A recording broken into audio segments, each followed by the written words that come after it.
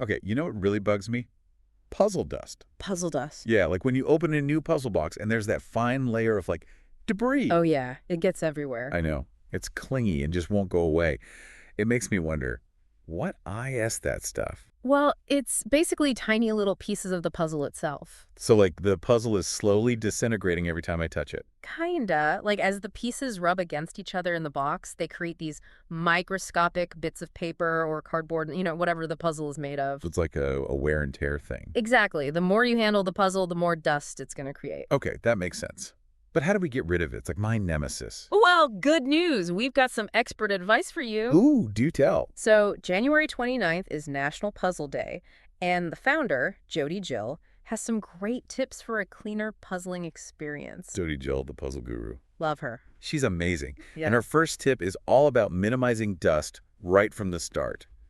Empty the box before you start puzzling. Makes sense, but how do we do that without sending puzzle pieces flying everywhere? Jody recommends using a separate colander, just for puzzles. Wait, a dedicated colander just for puzzles. I know, it sounds a little extra, but trust me on this. Okay, I'm intrigued. So you transfer the pieces to the colander and give it a gentle shake over the trash can.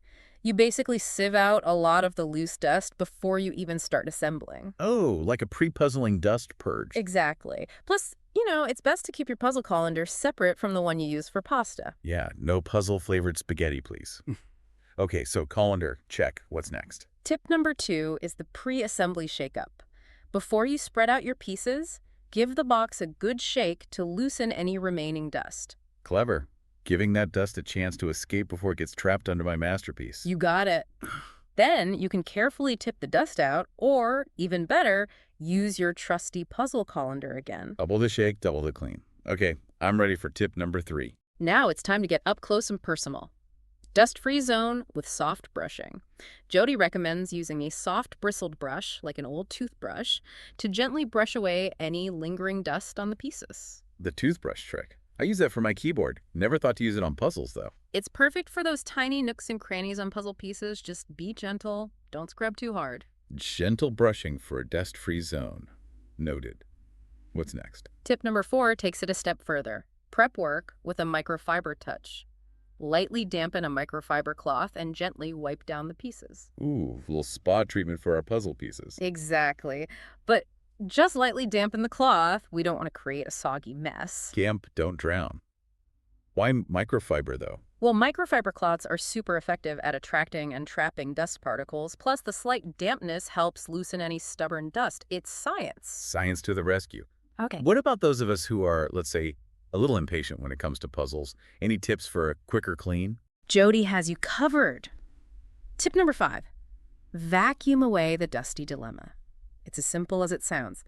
Grab your vacuum, attach the brush nozzle, set it to the lowest suction setting, and gently run it over the pieces. Okay, so this sounds amazing, but we need to emphasize that low suction setting, right? I do not want to end up with a half-finished puzzle because the vacuum eat my pieces. You're absolutely right. Safety first. Always double check that suction level. And for those who enjoy a little DIY project, DIY.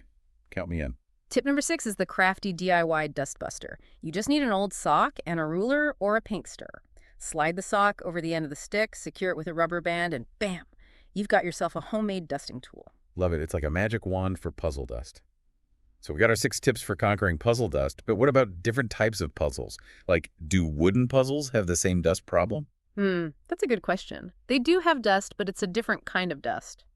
Wood dust. It's not quite the same as paper or cardboard dust. So do Jody's tips still work for wooden puzzles? Some of them do, but with wooden puzzles, you gotta be extra gentle.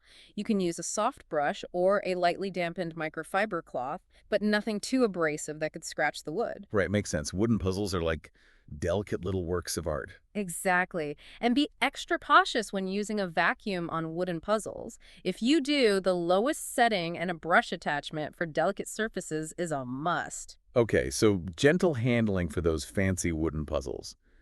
This is all great advice. I feel so much more prepared to tackle puzzle dust now. Me too.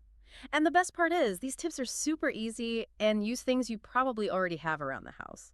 No more excuses for dusty puzzles. And for those who want even more puzzle goodness, be sure to check out puzzledayfun.com. It's a fantastic resource for puzzle lovers with all sorts of info about puzzles, history, trivia, tips, and even info about National Puzzle Day on January 29th. So I want to hear from you, our listeners. Do you have any special dust-busting secrets for your puzzles? Family tricks, special tools? Let us know. We're always up for learning new techniques. All right, that wraps up part 1 of our deep dive into the world of puzzle dust. Stay tuned for part 2, where we uncover some amazing facts about the history of jigsaw puzzles. Get ready to be amazed, because these brain teasers have a more twisty and turny past than you might think. Don't go anywhere. Welcome back to our puzzle deep dive. We just learned some amazing tips to get rid of that pesky puzzle dust. All thanks to Jody Jill. Now let's travel back in time and uncover the history of jigsaw puzzles. Oh, it's more fascinating than you might think. Okay, I'm ready for a history lesson.